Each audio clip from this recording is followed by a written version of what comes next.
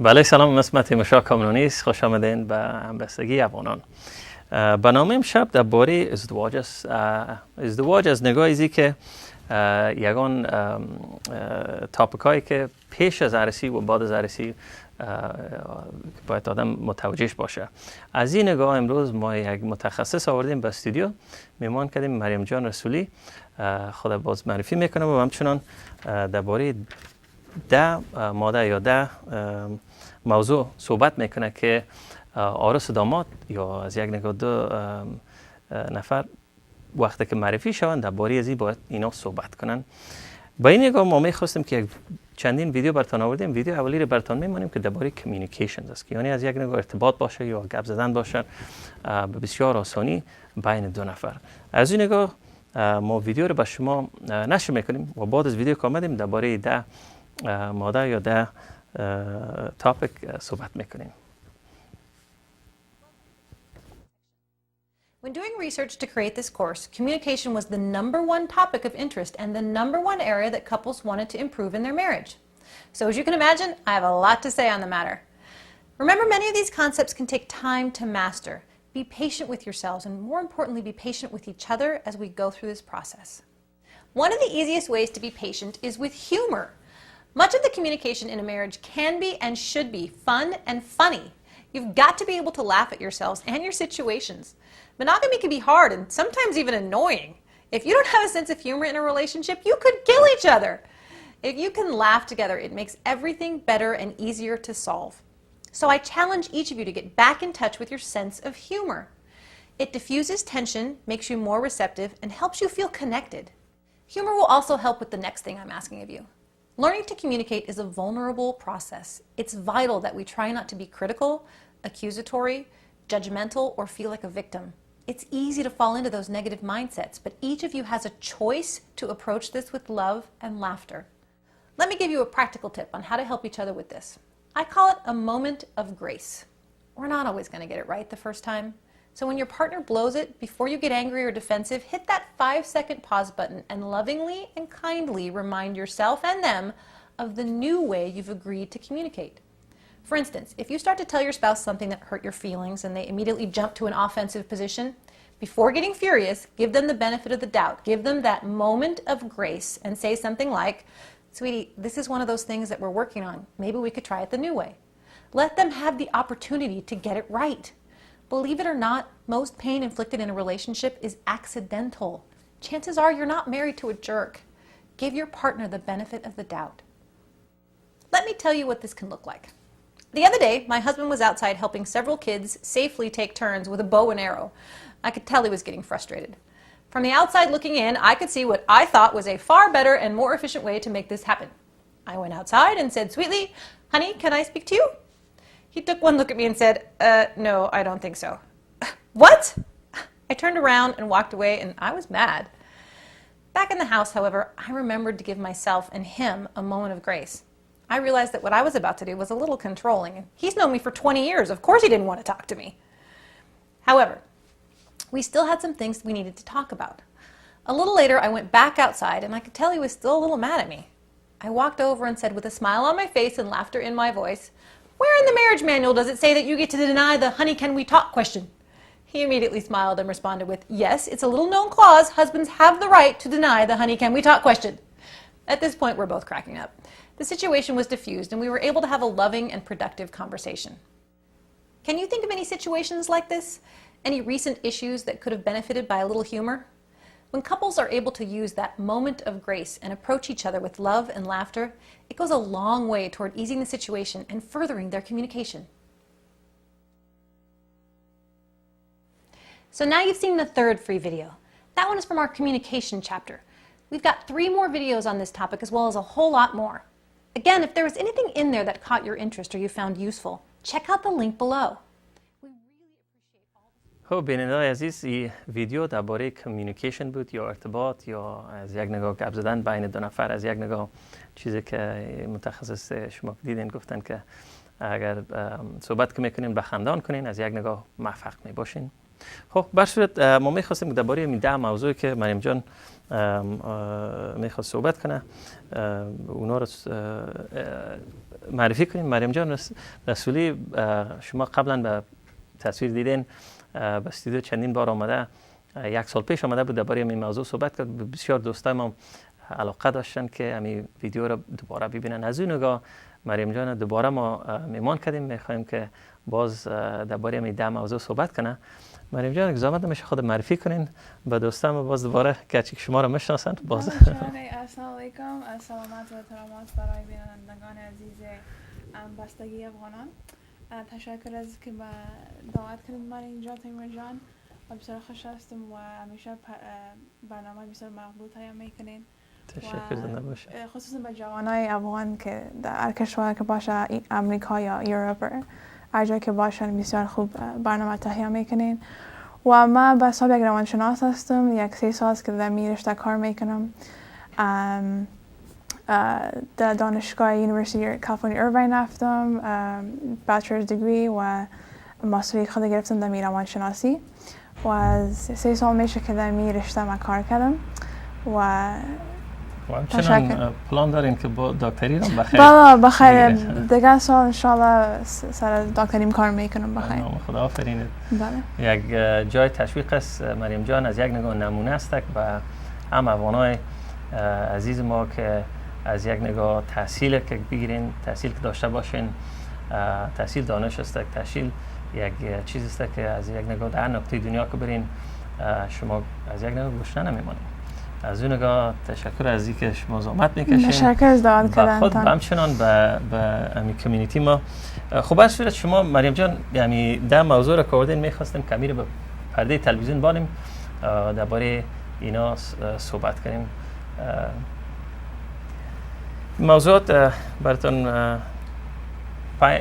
تشریح میکنیم درباره religion, children, finances, employment, education, habits and hobbies, future goals, health, the past and family. و از این نگاه شما که میبینین درباره این 10 موضوع که باید صحبت کنین همراه یک دوستتان پیش از ازدواج که جوابای از اینا باید خوب از یک نگاه داشته باشین. از اون نگاه کمیونیکیشن یعنی ارتباط یا گپ زدن آزاد بینتان باشن. خب به صورت فرید جان اگر زحمت نمیشه پرده تلویزیون پس بریم، می‌خواستیم که درباره این از یک نگاه صحبت کنیم. مریم جان شما بفرمایید، متخصص هستین از اون نگاه. خب اولین چیزی که در سلاید بود religion یعنی دین. So if I can speak English, because I know I would appreciate it because a lot of our viewers actually would prefer to speak in a language that's a little bit more comfortable for them. And then we can interject and okay, sure.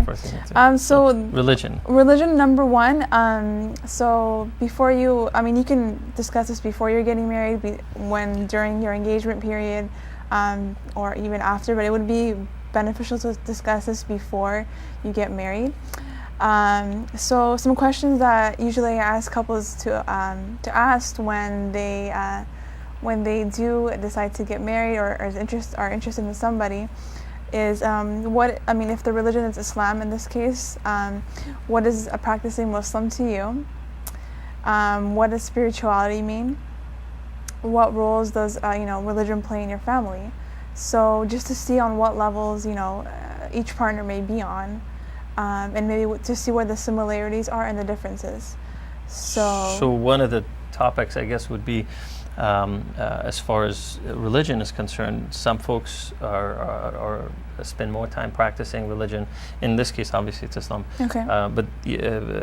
But some folks may not be as practicing, and so you're essentially bringing up this topic to make sure that the two are on par as far as their expectations of each other. Yes, and just to see where the differences are. Like for example, when I see couples that maybe are not from the same background, so maybe one partner is Afghan and the other one is Arab.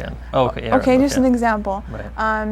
They may have practiced the religion differently when they're younger. Right. Values may be different. There's some cultural differences as well that come into play. Okay. Yeah. So it's basic the expectations as far as the each person's expectation of the other and how they practice the religion. Yes. Okay. Yes. That's a good start. And how about the second one? The second one is Children. children. یا اگه فارسی کمک استفاده کنیم فرزند.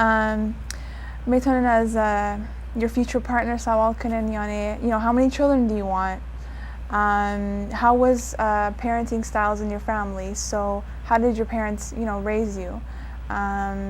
What values would you want to instill in your children? Which usually are learned behaviors from your own parents, because the first people you see when you are born are your parents. Thus, you imitate them from the get-go until the day you die. So the way you parent, it's going to come from your own parents. So you got to watch out if they are, if they're not having a positive role, positive influences. You have to watch out for that, because you can fall into that trap, because it's all learned behavior. Absolutely. Yeah. So there's two topics here, right? Within within children. So number one is how many children you want to have. Yes. Oftentimes, those numbers may be different. For example, I may want a dozen, and my wife may only want one. Mm-hmm. Now, unless you can compromise or at least be open about it before, Yes. you're saying, Yes. you might run into problems, because one spouse may want more, the other one may want less, for various reasons, I suppose. And it's really important to discuss this before getting married, because some people, Absolutely. they don't want any children. Right. And so if you're not one of those people that don't want children, then that's not going to be the right person, not the right match. Absolutely. Why would you get into a marriage with someone? Now, I got to admit, though, sometimes folks will actually say, well, that's okay. We'll work these things out once we get through, and I'll convince her, in my case, for example, or in your case, you would convince someone else. But what you're saying is that that's not the right thing to do. Right. You have to be open about it. You have to be honest Yes, from the get-go. From the get-go, yes. Right. Okay. Cool. بسیار خوب. موضوع سومی finances، مالیات یا پول. بله. خب. موضوع پول دیگه اگر باید پیش از پیش بفهمین که یعنی این نفر که اگر شاید میره نفر عرضی کنین قرضدار است یا نه. Yeah. Oh, that's a big deal. Okay, and how much? And how much, right? Because if someone's coming out with medical score $400,000 in loans, you have to know that. Yeah. You have to know what you're walking into. Right. It's very important. Absolutely. And what's the plan? Like, how are you going to budget? How have you been budgeting your money if you are employed? Well, if you're in debt that much, you haven't been budgeting as well. So the importance here is to essentially discuss how you live, but also how you got to where you got. In other words, if, for example, there's debt, if it's, for example, for school, well, that's a worthy cause. We all go to school, and unfortunately, school here in America is very expensive. As Unago, it's okay. However, if it's credit card loans and all you do is spend on BMWs and Mercedes and clothes and stuff like that, maybe that's something that you could talk about, because that in itself can be a topic of contention, I guess. Their lifestyles. As lifestyle. Okay, so that one also has two multi-pronged approach there on finances. Yeah, and in terms of if you do decide to marry this person, you got to know who's going to be writing the bills. Right. Who's going to be, if do you guys want a joint account, or do you guys want two separate accounts? Right. And if you guys have any assets coming into the marriage, do you want to, join them, blend them, keep them individual, or what? So, like homes or property or whatnot. How you handle all these things, absolutely. And oftentimes it's not just you, for example, but maybe you have assets that are owned by your parents, but in your name. Exactly, yeah. And so how do you handle that? Whose asset is that considered, right? Yes. Okay. Well, that's a pretty sensitive, touchy subject, but it makes sense to talk about this early on. Yes. Yeah, there's so no you know point you're walking in hiding into. it. You want to know what you're walking into. You don't want any things hidden from you, and then after you get married and you find out. Assume that things will work out. They don't. Yes. Absolutely. خب این موضوع سوم بود. چهارمی از یک employment یا وظیفه. So what is it about employment? So when you're talking to someone, you should know, are they employed, unemployed, what's their status, what's going on, do they want to work in the future, do they want to stay at home, what do they want to do? Right. And so also, for example, does the husband want the wife to work? Right. This is a very touchy topic, especially within the Afghan community. or even a Muslim community. So, you know, That's if the wife wants to work, is the in husband other words, going to if they're respect career-minded. that? Exactly. Right. So career-oriented. if you've, for example, like your past example in finances, if someone has actually spent a tremendous amount of time to study, and as a result of that, they're also in debt. The question here is, well, if your expectation as a husband is to make that person stay at home, well, those number of years, whether it's 10, 20, or 30 years that it got you where it got you, Yes. is essentially considered a waste, in my opinion. Mm-hmm. And so you have to consider, I guess, career, right?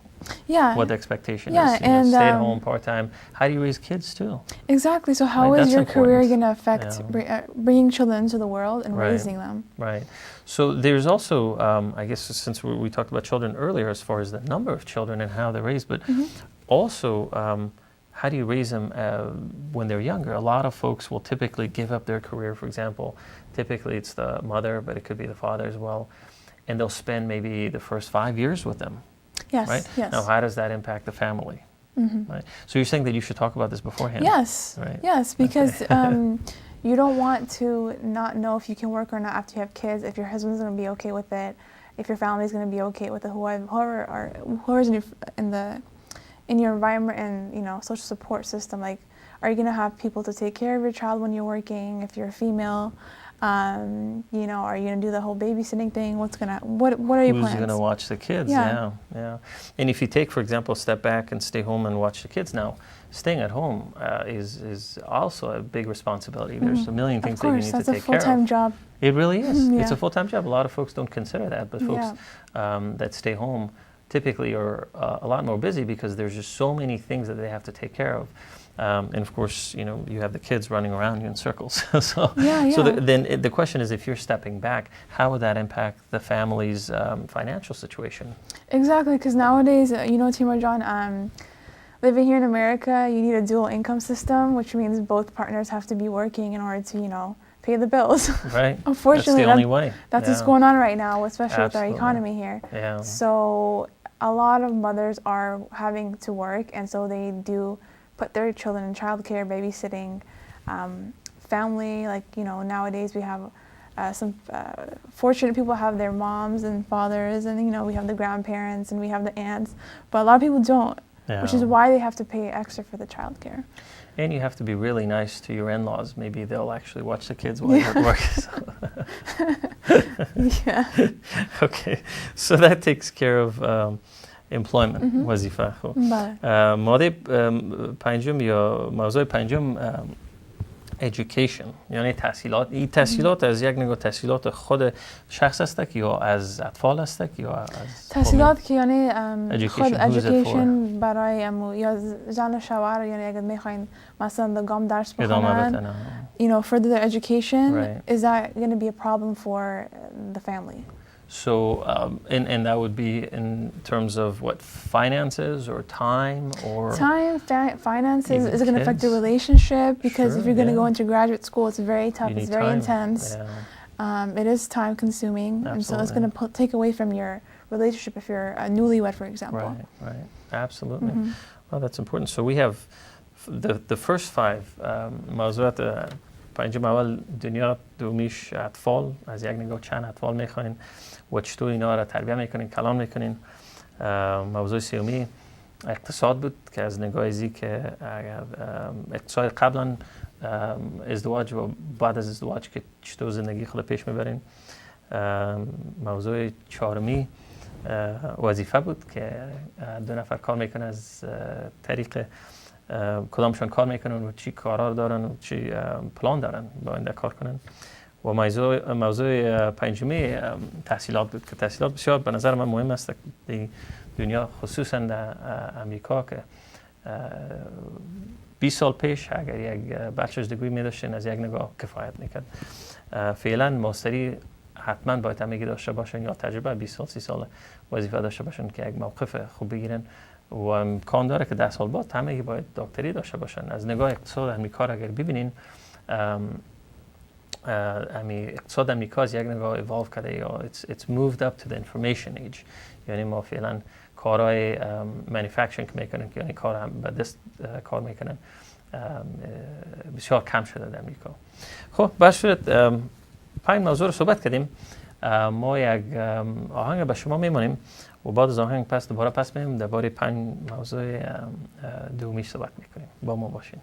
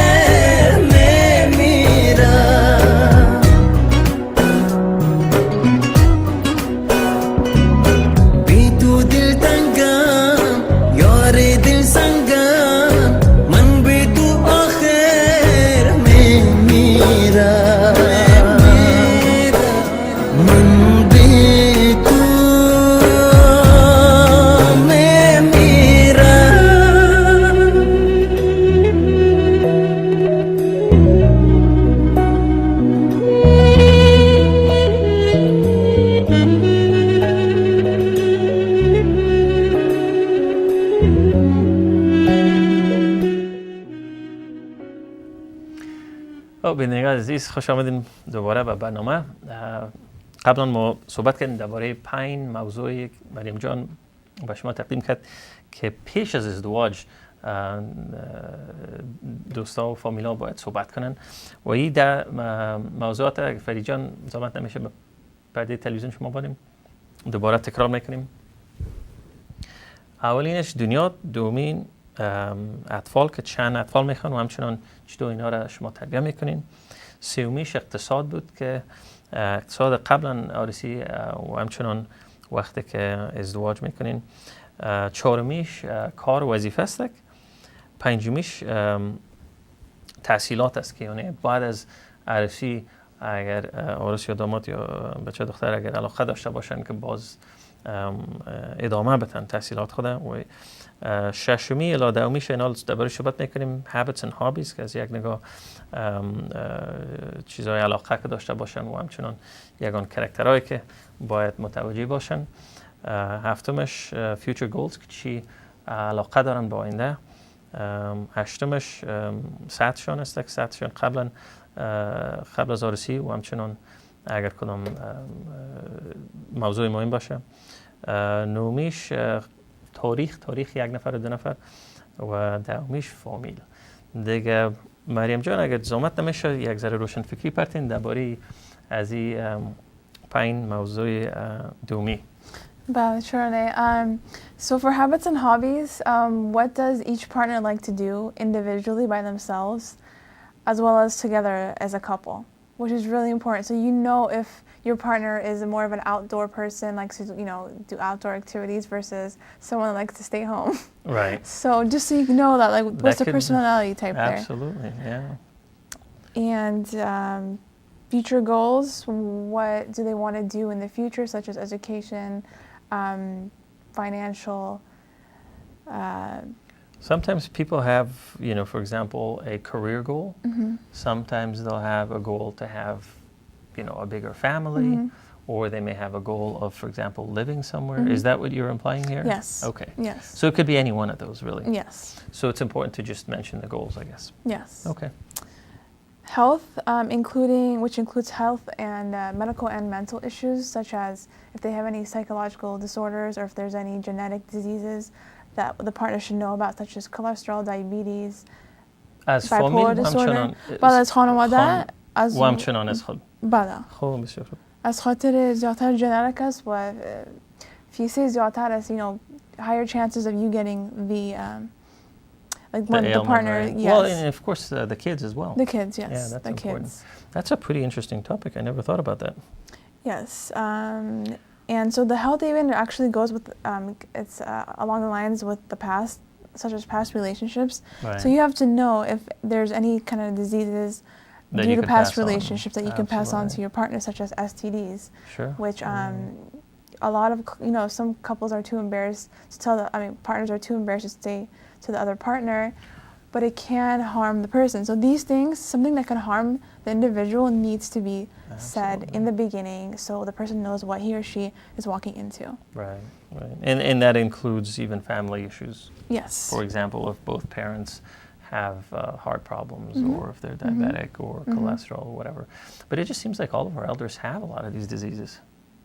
Yes, it's increasing because in our in the society, the baby boomers are increasing in terms of old age. Right. So yes. So a lot of these, but regardless, yes. it should be put forth. Yes. Okay. Yes. So that's the 8th topic. Okay. And then what do you mean by the past?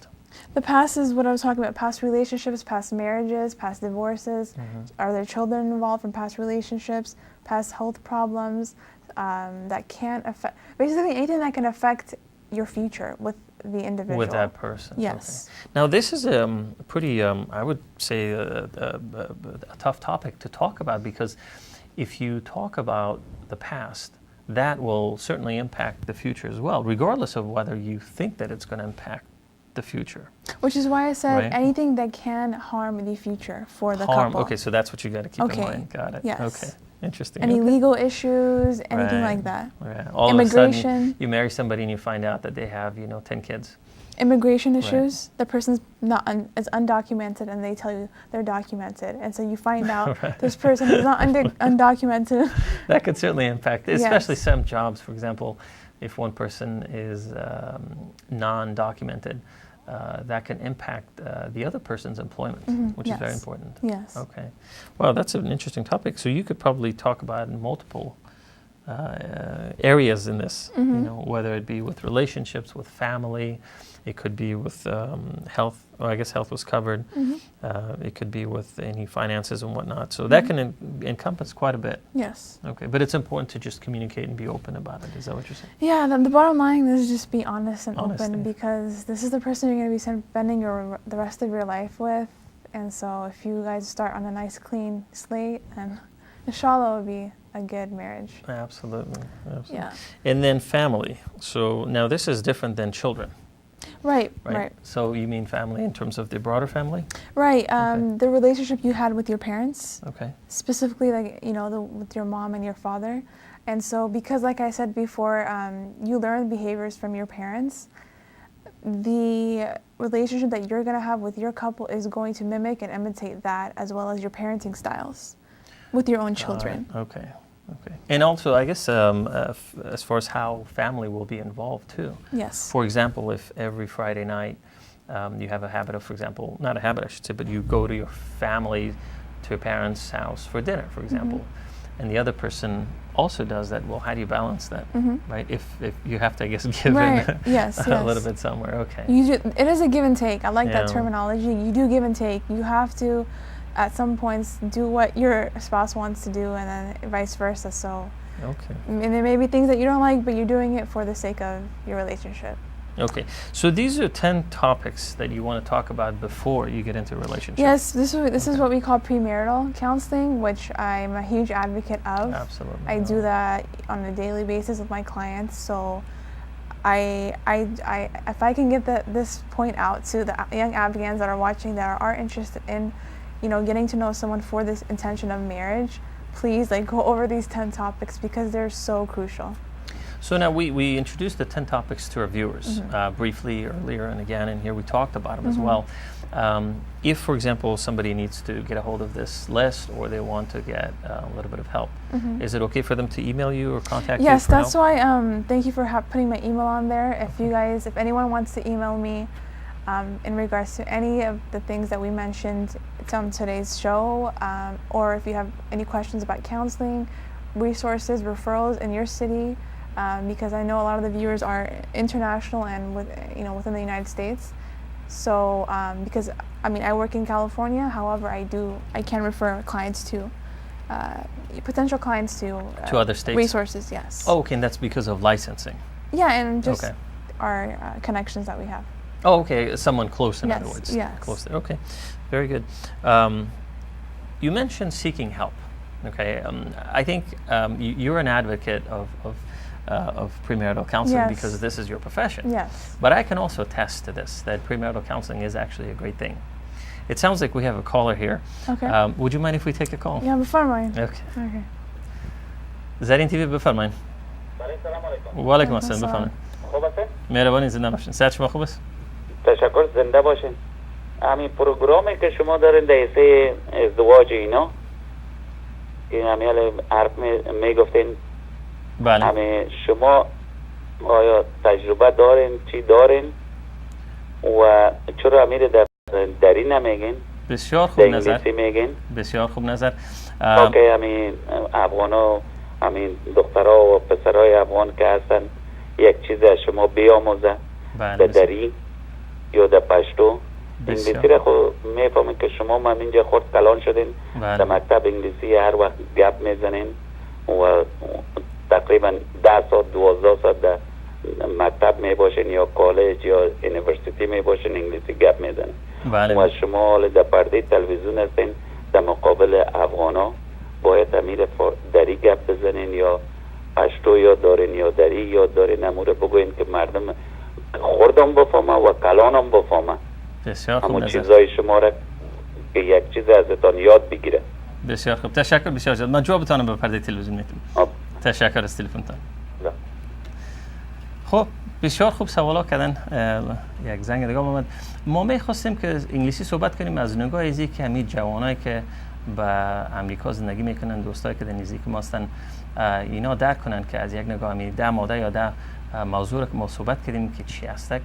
متاسفانه چیزی که بیننده زنگ زد گفت که جوانا بسیاری همگی جا که آمدن از یک نگاه یا تولد شدن فارسی یا پشتو که گپ میزنن صحبت میکنن بسیار مشکلات. ما میخواستیم که به یک لسان باشه که به بسیار آسانی اینا درک کنن.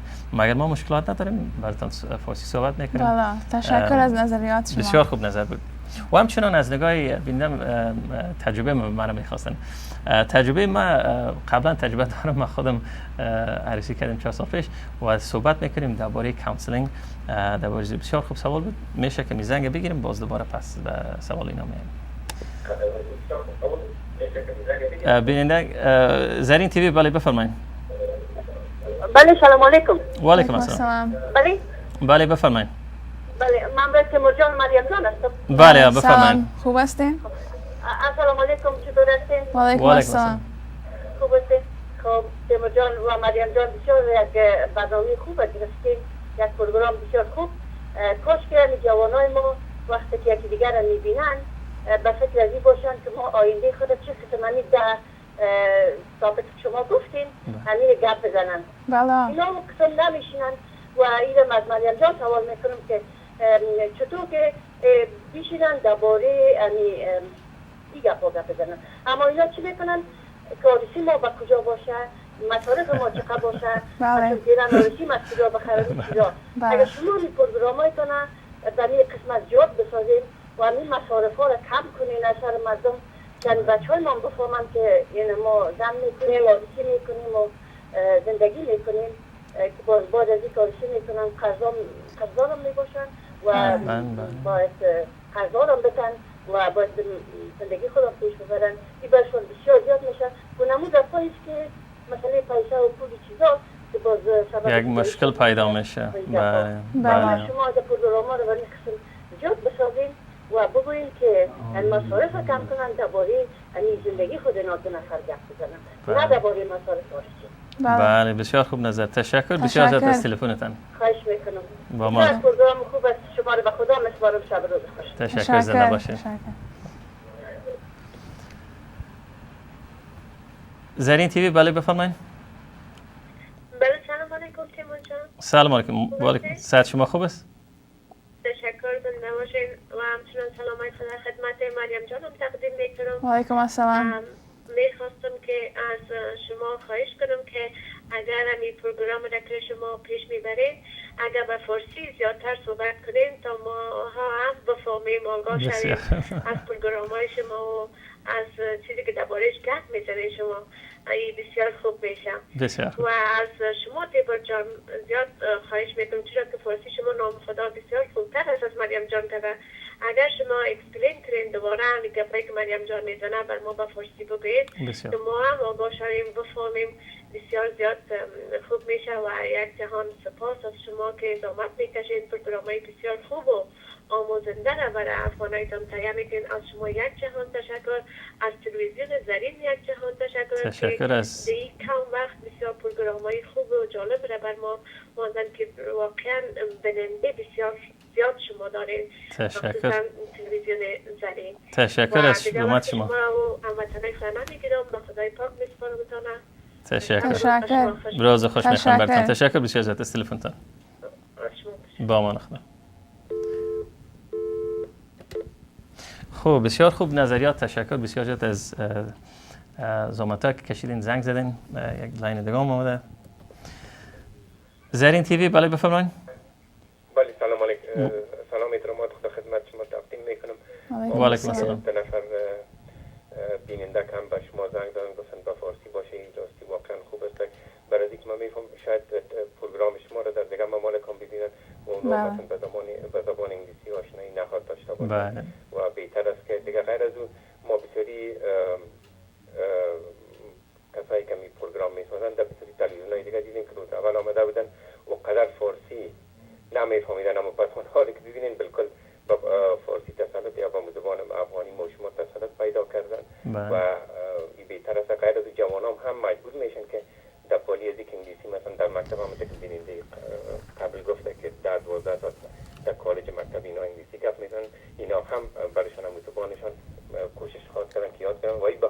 مثلا روز بسیاری کسایی که مثلا به می ترجمانی یپا میرن و اینا پشیمان هستن که چرا زبان مادری خود یاد نگرفتن. بله بله. خواهش میکنم. تشکر از زحمت شما. تشکر بسیار زیاد. بله زرین تیوی بفرمایید. بله سلام. و علیکم السلام. صحت شما خوب است؟ من سلام برای مریم جان و برای شما. و علیکم السلام. و علیکم السلام.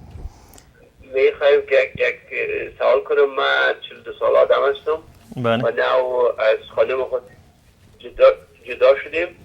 نظر شما چیست که در افغانستان رو چی کنم؟ از افغانستان دختر بگیرم یا از امریکا؟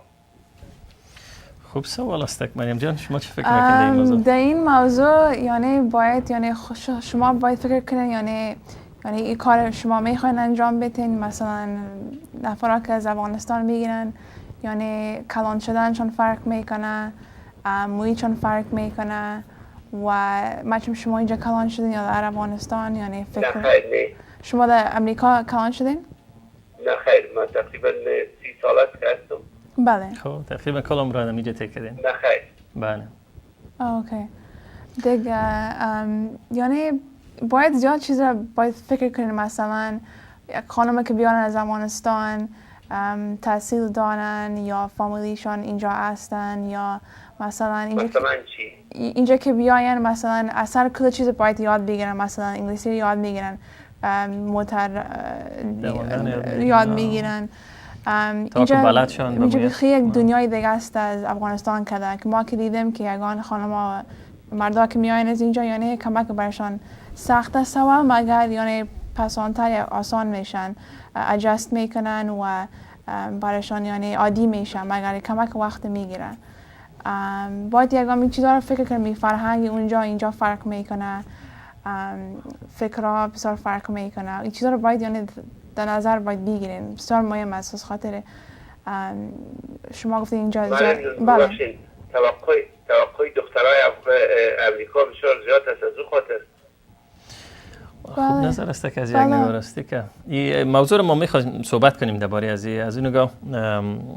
بعضی که لاینا را جواب دادیم میخواستیم که هم تجربه خود بیننده سوال کردن، همچنین میخواستیم درباره این موضوع از نگاه تقاضا، از نگاه هم به خود روز عروسی و همچنان به آینده از این نگاه صحبت میکنیم. بلاین باز لاین دیگر را جواب میتیم، باز جواب شما رو میتیم. تشکر از تلفنتان. تشکر بسیار زیاد. زرین تیوی بله بفرمایید. بله بله بفرمایید. سلام علیکم. و علیکم السلام. صحت شما خوب است؟ مهربانی زنده باشین. صحت شما خوب است؟ سلام بر شما و سلام برای خواهرم تقدیم میکنم. و علیکم السلام.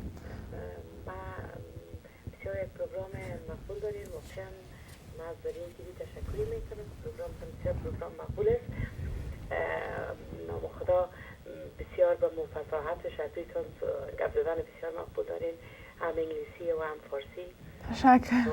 و ما از شما خواهش میکنم که وقتی که مخصوصا شما راجع به ازدواج صحبت میکنید، برای جوانایی که مخصوصا در امریکا زندگی میکنن و در اروپا، اگر شما اول برشان برای که از زبان شما خوبتر میفهمن نسبت به پدر مادرها، متاسفانه بله چی رقم بفهمانشان. اول برشان بگیم که امی احترامی که در بین فامیلا که چی رقم باید احترام کنن جوانا، پدر مادر خود.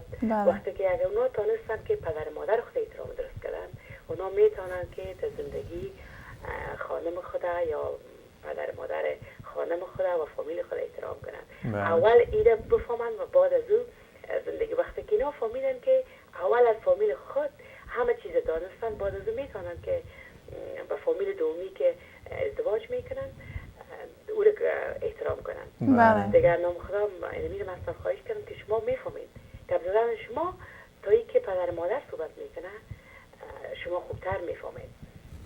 مهربان هستین. ما خب کوشش میکنیم. تشکر بسیار زیاد از نظرتان. دارم که هم انگلیسی صحبت کنین هم فارسی، برای اینکه جوانا بله اولادایی که در ملک هستن و خود نمیفهمن که فارسی. ما برای ما پروگرام ها زیاد است که ما فارسی را مشکل داشته باشیم، دیگه پروگرام ها هست. ما یگانه تلویزیون است، یگانه شما دو جوان هستین که تحصیل کرده می امریکا هستین، شما انگلیسی بسیار مقبول صحبت میکنین و اولادا میشنون. و اگر دیگه پروگرام ها بشینن اسمایی که زیادتر هستن انگلیسی برای اولادا خوشم نمیه و میفهمه میگه نه یه دقیقه خود از اون میگه درست گپ نمیزنه و شما به خاطر از اینکه انگلیسی پروفشنال میفهمین خوب است که انگلیسی گپ بزنین و برای کسایی که مشکل زبان دارن خیر از باز امی لطف کنین که شما فارسی امرایشان صحبت بله تشکر بسیار زیاد است زحمت کشیدید تشکر روز خوش تشکر مهربان خب بسیار خوب خب یکی از این بیننده سوال کردن از نگاه تجربه خودم بله از ازدواج شما بسیار خوب ما می‌خواستیم درباره این موضوع اقلا صحبت کنیم از نگاه ازی که مریم جان به شما ده موضوع را ده تاپیک تقدیم کرد قبل از عروسی ما و خانمم رفتیم ما کمک از یک نگاه marriage counseling گرفتیم در خود University of California Irvine یک مجلس بود از طرف امی Islamic Society of Southern California که چندین مسجد یک جا شده بودن و امی یکی از امام یا مولای مسجد میشن ویهو به نام یاسر فزاگا که بسیار روشن فکر آدم است او از یک نگاه ماستر اف سرمونی بود درباره امی چندین موضوع صحبت کرد تقریبا باور میکنین که 1000 نفر در می مجلس آمده بود 3 رسته بود رسته طرف چپ از برادرها بود مامینگه از کسایی بود که ازدواج کرده بودن و طرف دست راست از خانم‌ها بود و یادم است که در می رسته اول یک خانم یک زن شوی امکان داره که اقلا یک 60-70 ساله بوده باشن اینا استاد شدن گفتن که ما تقریبا از 50 سال میشه که ما تجلیل کردیم ما عروسی ما را و ما اینجا آمدیم از نگاه ازی که یک نمونه باره که نشان بدیم که یعنی اگر کمک شما میگیرین کمک میخواین بگیرین به عروسیتان قبل از عروسی و بعد از عروسی و کدام مشکلات اگر باشن یعنی معنا نداره که شما از یک نگاه گفته امریکا که میگن که you're weak because you got help یا کدام مشکل بسیار بزرگ داری که مثلا فامیل نمیتونه یگان موضوعات هست که یک دو نفر از یک نگاه نمیخوان که صحبت کنن همراه پدر مادر خود یا همراه خسر خشوع یا یک پدر وکیل که باشه متاسفانه اولین نفرها ایناست که باید برن از نظریات اونا را بگیرن و مشکلی که باشه از اونا نظر بگیرن و این مرحله حل میشه اگر نشه پولیس اینا میتونن از یک نگاه مثل مریم جان باره میتونن که برن کمک بگیرن متخصص همین موضوع اینا هستک دیگه چی که به خود سالن کالیفرنیا باشن و از اون طریق امی برنامه که نشته است ایمیل ادرس ما است یعنی هر کس در امریکا هر جایی که به تماس هستن در این برنامه میتونن برام ایمیل کنن و هر جایی که باشن من میتونم برایشان یک ریسورسز یا جای برایشان پیدا کنم که اونجا برن یعنی راهنمایی نفرمان کدام وبسایت شما دارین که اینا میتونن کمک بگیرن یا از طریق ایمیل به شما تماس شدن طریق ایمیل و اگر در امریکا باشین یک نمره است به نام 211 زنگ بزنین 211 که زنگ بزنین هر شهر که باشین برایتان میگن مثلا کجاش روانشناسا و در این موضوع ازدواج که برایتان کمک کنن من خبر نبودم از 411 خبر بودیم 911 خودگی و 611 همچنان 211 بله psychological help یا mental health یا بله خوب چقدر خوب بسیار خوب 211 خو یک نمره جنرال نمره است که زیاد اگر بیننده کسایی که علاقه دارن میخواستن که صحبت کنن همراه افغان ما به زبان خود میتونن همراه مریم جان به تماس شون پولیزی از نگاه تجربه من گفتم که 4 سال پیش تقریبا ما و خانمم وقت نامزد بودیم رفتیم marriage counseling از یک نگاه گرفتیم مثل که مریم جان به می در موضوع با ما پیشنهاد کرد ما درباره از اینا صحبت کردیم از یک نگاه ما میخواستیم که خود ما ببینیم که مفکوره هستیم یا نه که اگر نباشیم از یک نگاه اگر تقاضای ما باشه که به وظیفه خود بسیار زحمت بکشم و ترقی کنم و از خانمم اگر نمی بود از یک نگاه امکان داره که یگان مشکلات پیش میشد و از این نگاه ما درباره این چیزا صحبت کردیم از نگاه چند اولاد میخوایم از یک ما میخوایم یک دو سه در جان خانمم یک دو سه اولاد میخوایم مزاق کردم خب به هر صورت این موضوع بسیار مهم است که باید آدم کمک بگیرن از نگاه عروسی بله به نظر من یک شخص هستم عروسی یک روز است یعنی ما میتونیم که از یک نگاه یک مقدار بسیار متاسب خرج کنیم یا میتونیم که میلیون ها دلار خرج کنیم به این عروسی بله و این مشکلاتی است که تقاضا بسیار زیاد می باشه از طرف فامیل شاید باشه یا از طرف عروسی و داماد باشه و هر چی که باشه از خودم شخص است یک افغان هستم میخوایم که به خانمم تا که بتانم برسم.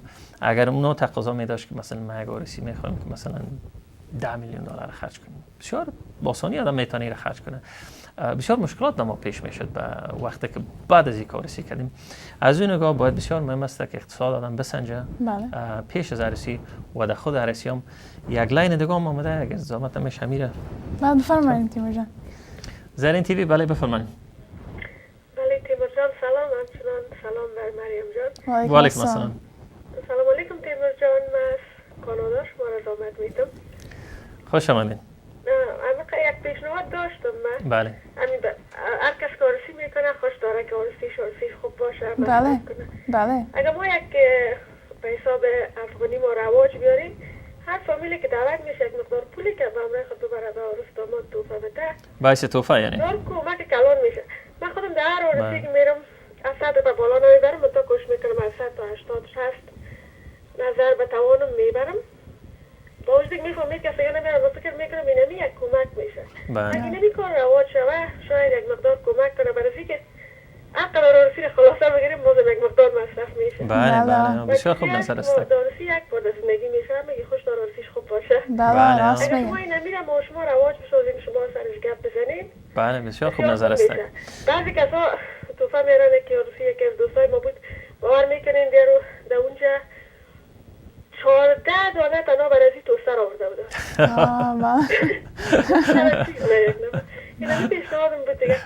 بسیار خوب پیشنهاد. تشکر از زنگتان.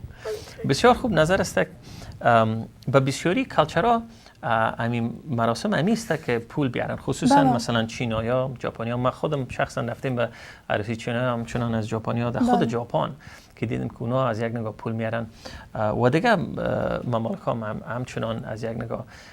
بازم با واسه که هر چقدر پول که دوستا بیارن، بازم به نظر من شخصا عروسی بهترین روز است که یک روز خوش است، روز تاریخی است، یک روز است که به عمر یاد ما میمونن. مگر پولوی از او باید آدم کوشش کنه خدا از یک نگاه غرق نکنه، خرجدار نشن. لاین دیگه بود. زرین تیوی بله بفرمایید. بله سلام علیکم. و علیکم السلام. صحت شما خوب است؟ خداوند شما را همیشه سلامت داشته باشه. من از ویرجینیا صحبت میکنم. خوش آمدین. نام خدا بهترین پروگرام و بزرگترین کمک است که شما به فامیلای افغان ما و به خصوص افغانای ما که تقریبا یک کمک کلچر از پیششان رفته رئیس نظر به مشکلات اجتماعی یا هر چی کرد. نظر به صحبت همشهری ما پیشتر گفتن که بردن پول. بله. ما در افغانستان تخت جمعی داشتیم. بله. که بعد از عروسی هر کس در روز بعد میرفتن و هر کس چیزای مورد ضرورت عروس و داماد می بردن. بله. و این فقط بین فامیل کلوز فامیلی بود که پول می بردن و پرسان میکردن که چی ضرورت داری به فامیل و زندگی. بله. از یک نگاه مثل wedding list وریجه. بله. registry. wedding registry. بله.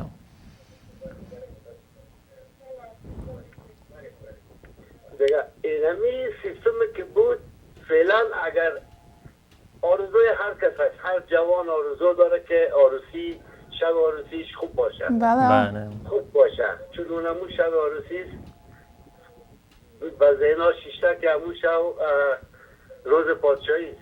بله.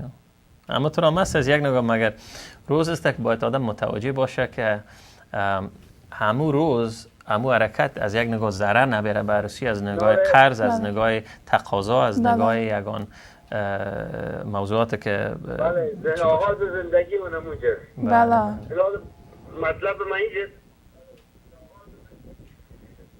اینجاست که همون روز اگر اقتصاد فامیل اقتصاد همین دو جوان وقتی که به هم میخوره اینا قرضدار میشن. بله. و یا چیزی که سیوینگ دارن مصرف از این عروسی میکنن، چند نفر دوستا که برای یک شب میایم میخورن میرن و باز اکثرا در عقبا میگن که نانشان شور بود. بله خوب نظر است. تشکر. بسیار خوب. تشکر است. تشکر.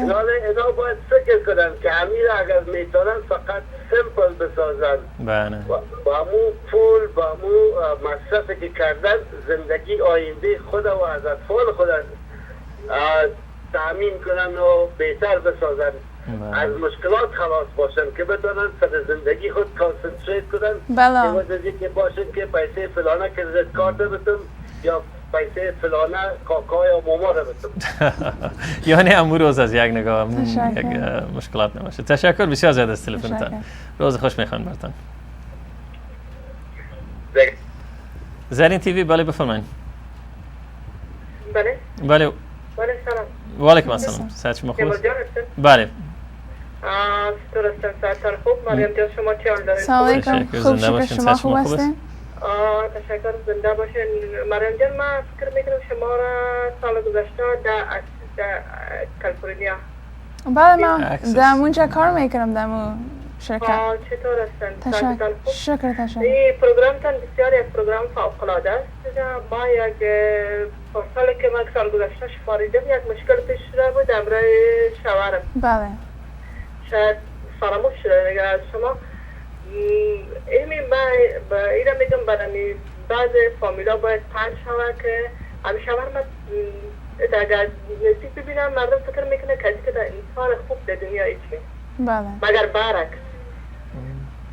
اینه ما تقریبا 4 سال شده که آمدیم از افغانستان عروسی کردیم. بله. یک طفل دارم. طفل ما تقریبا دختره که ما 30 ساله. بله. و این پرابلم است که تمام روز جار جنجال هست. هیچ نمیفهم. بسیار کوشش کردیم همیشه که لفظ بفهمم هیچ نفهمیدیم. هیچ همیشه جار جنجال است. هر چیز بانجویی میکنه و حتی بسوی که مرا میگه از خانه برو بیرون برای تقریبا ما دیگه به چندین خانه با می رقم گرفته تو یکی دوتانی ما اتفاش پنجم شد. والا یک بسیار موضوع مهم است که باید صحبت شد. ما اینه با می خاطر باید گرفته بودم یک سال گذشته تقریبا یک سال توتال بودم. دیگه بعد از که آمدم مرا گفتن که چی خودش بعد برام تلفن کرد که بیا به خاطر طفلت. یعنی با به خاطر طفل ما آمدم. بله. و بازم به خاطر طفل ما اینا قبول کنم مشکلات هست. آفرین شما که یعنی از یک نگاه فداکاری میکنین از خاطر طفلتان. بله. مادر هستین بسیار مهربان هستین. زحمت اگر نمیشه شما اگر یک ایمیل روان کنین به مریم جان اگر امکانات باشه که از طریق تلفنی شما صحبت کنین. بله چرا نه؟ کدام کمک مریم جان به شما برسانه. بله دیگه اون راستی فامیلشون میگه که تمام فامیلشون هم اینجا تا فامیلشون هم میگن که خوی خراب داره. خوب نیست. حتی فامیلش قطع رابطه کردن باشه. اگر خوی خراب از یک نگاه گفته در انگلیسی که میگن که یک اکسکیوز هست نه؟ یعنی یک نفر که بگه خب من مترسم از خاطر اعصاب خراب هستم این از یک نگاه پیش من کدام معنا نداره. حقیقتی است که همون نفر باید از خود سوال کنه که یعنی مشکلات ما چی هست که چرا در این موضوع. بله. فامیلش ارتباط قطع بده به خاطر که میگه یک زن دو زن سه زن و چهار زن نیست بس پنجم. بله. خب اگر زحمت نمیشه شما ایمیل روان کنین به مریم جان و باز مریم جان با شما صحبت میکنه از طریق تلفن. شما در کجا زندگی میکنین؟ ما در آنهای. خب در لس آنجلس هستین. خب بسیار خوب. اون عین تا میشه که از نزدیک ببینین. تشکر بسیار زیاد از تلفنتان. زحمت کشیدین. تشکر مریم جان. خداحافظ. با امان خدا. خداحافظ. با امان خدا. خداحافظ. بله زرین تیوی بفرمایید. بله. سلام علیکم تیمور جان کامرانی. و علیکم السلام. صحت شما خوب است؟ من فقط یک سوال داشتم از شما از مریم جان رسولی که تشکر از شما. سلام علیکم. تشکر از پروگرامتان. تشکر از شما. زحمت کشید زنگ زدین. خواهش میکنم فقط یک سوال دارم از مریم جان رسولی که اینا به کدام فامیل رسولی منسوب هستن؟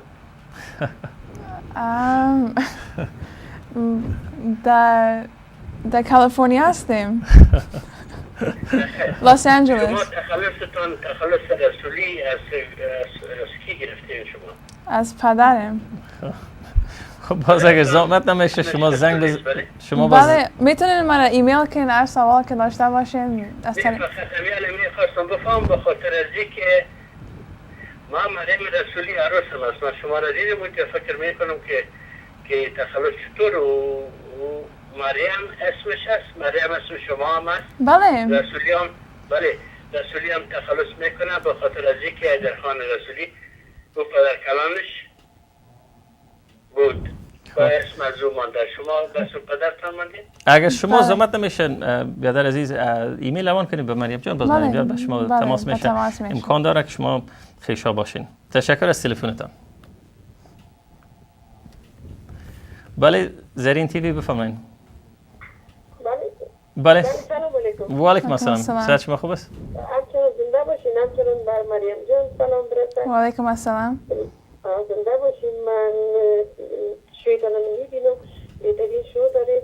اگر درباره همین کلچرهای ما که بسیار سخت میگیرن فامیلا مصرفهای بسیار کذاف میکنن.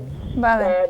ما پیشنهادی نیست که همین دختر بچه که با هم زندگی رو تشکیل میدن زندگی نه طبعا خواهرزیشون از زندگی از صفر شروع میکنن. بله. اگر یک مجلس میگیرن از اینکه توفه هایی که میبرن فرضاً یک نفر 3 نفر یک توفه رو میبره 4 نفر یک یکی از یک فرضاً یک جکو یا یک سیت گلاس یا مثلا قطعی ببینیم که اون با 4 تا و 5 تا میرسه.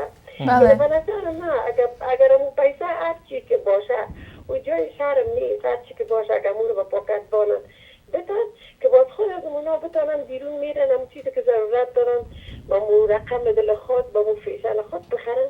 این پیشنهادم بود. تشکر یک جان ممنون شما. تشکر بسیار خوب نظر است. تشکر از زحمت کشیدین زنگ زدن. خواهش میکنم.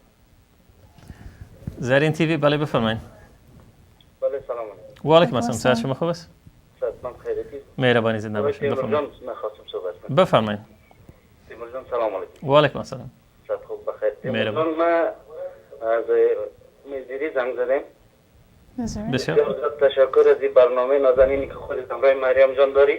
تشکر از شما. ما مدت 1 هفته میشه که از افغانستان آمدیم. خوش آمدین. برنامه تلویزیون افغان و زرین افغان همه تلویزیون افغانای خود تعقیب میکنم و بسیار از این روز که ما حسی که مقابل شما برای من رخ داده که بسیار خوش هستم که همیشه من تلویزیون که میدیدم موی سفیدای ما بود، پدرها بود، بزرگای ما بود که پرده تلویزیون اونا صحبت میکردن. اما امروز که 2 تا جوان درباره زندگی صحبت میکنن برای من بسیار خوشایند. تشکر بسیار زیاد شما مهربان هستین. و اینکه درباره زندگی ما و شما جوانان بتونیم رأی مثبت و منفی خدای را کنیم که بسیار برای ما شما برای دیگر دوستای ما کلون کمک است. تشکر. از خاطر من نظر خودم میخوایم بگم که بفرمایید. هر دوست هر جوان که میخواد عروسی کنه هم از آغاز اقدام همه چیز فکر کنه که مثلا فردا اگر امروز من کم یا زیاد الا خرچی یا خرچی اگر کنم فرداشم باید مد نظر بگیره.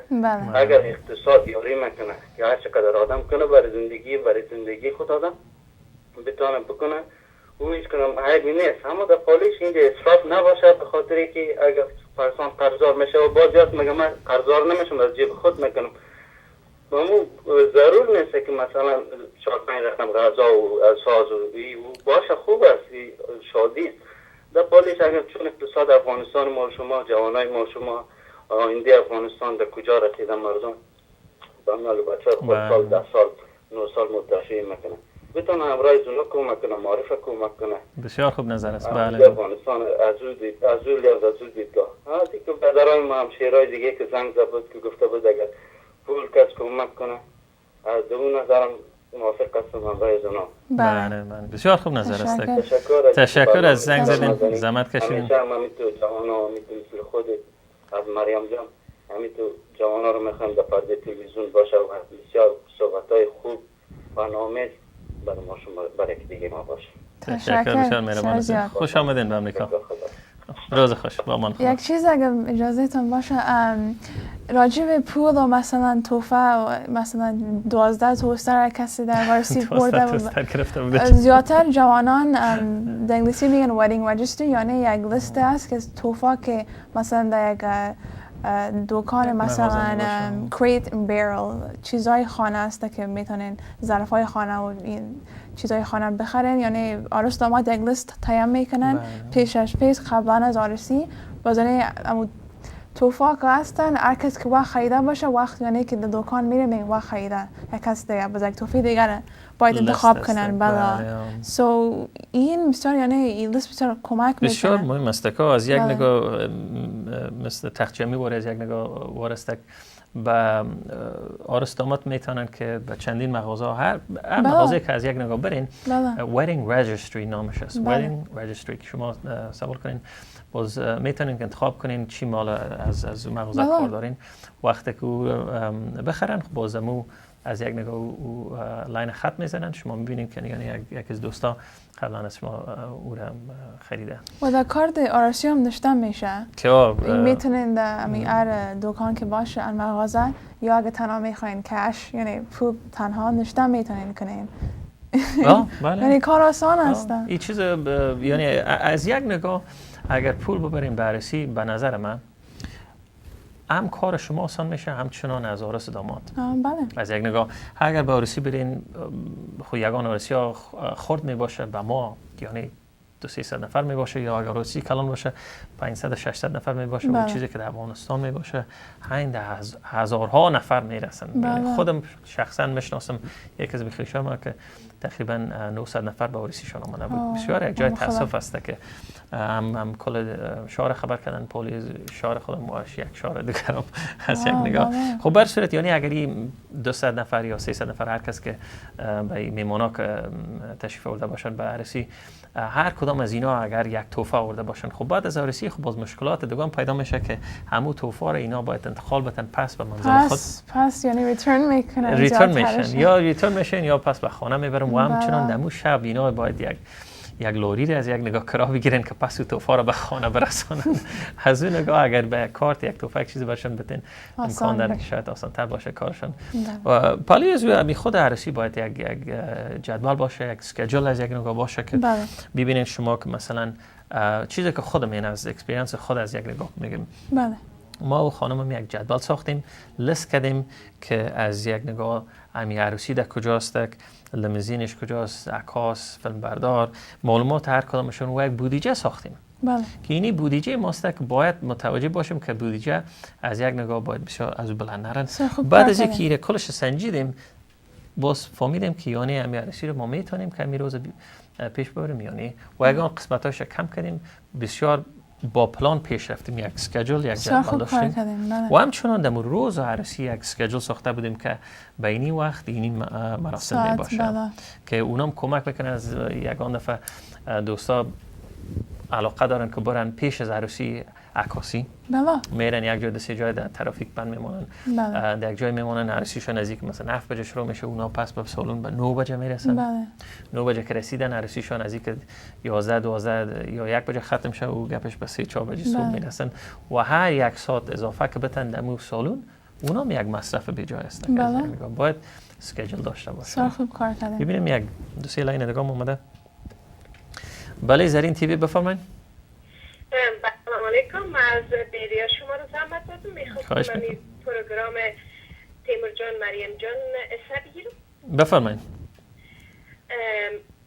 من گرچه به سن سال من نیست برای جوان هست اما بسیار یک پروگرام خوب و دلچسب در ضمن ما می تجربه که بارسی بچه‌ام شده بود تمورا میگم بفرمایید که بسیار عروسی از اینام فوق العاده مختصر و اول مهم است که اینا زیاد خود بشناسن یکی دیگه خود و خواهشات یکی دیگر بگیرن و با اوی حساب باز میتونن که برای آینده خود تصمیم بگیرن و این مصرف های بیجای به نظر من بسیار یعنی شکننده و به اصطلاح یک اندازه اضافه و اسرافی است. بله. تا جایی که من اینو چقدر و به می عروسی ها که رفتیم من چون خودم 28 سال پیش به می امریکا عروسی کردیم بسیار مختصر بله. و هیچ وقت تو نبود که ما فرزن دایسه آینده خود و عروسی اونای خود با یکی دیگه مشوره نکرده باشیم، همیش گپ زدیم. بله. بعد از او ما به موافقه رسیدیم که عروسی بسیار مختصر بگیریم. بله. چیزایی که لوازم از خود ما میتونستیم که فرزن بخریم، مصرفی که میمونه دوستا اگر به حساب توفی عروسی میارن بسیار بهتر است.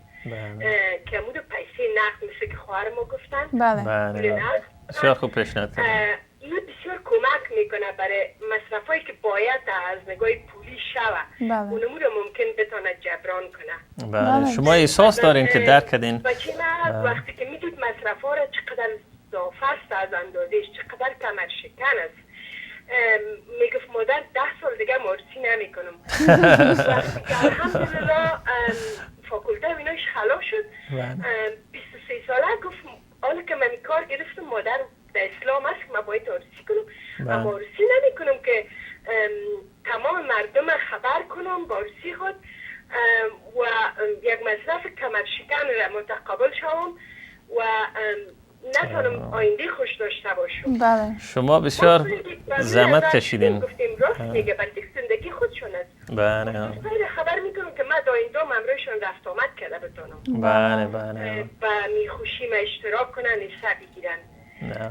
به نظر من این نظر بسیار خوب بود و هر کسی که اگر از فامیل خود ما بود یا از فامیل آرسم بود وقتی که گرچه راجستری هم کرده بودن فرزن به 2 لولی که بتونه همگی یعنی از قدرت اقتصادیش پوره باشه. بله.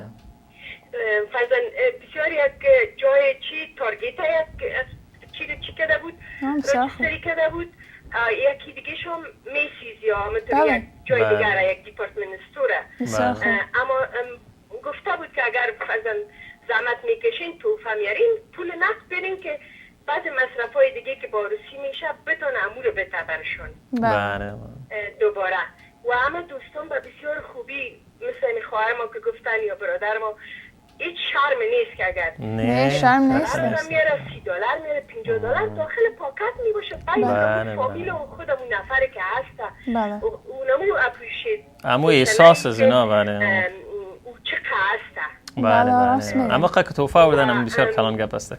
الحمدلله اینا از هنیمون اینای خود عمره رفتن به ایوه جای دیگه و مصرف بی جای کرده باشن و بسیار زندگی کم بسیار ناچیز شروع کردن. اما الحمدلله فوق العاده موافق نظرهای یکی دیگه هستن و بسیار چیزی کم خود ساختن.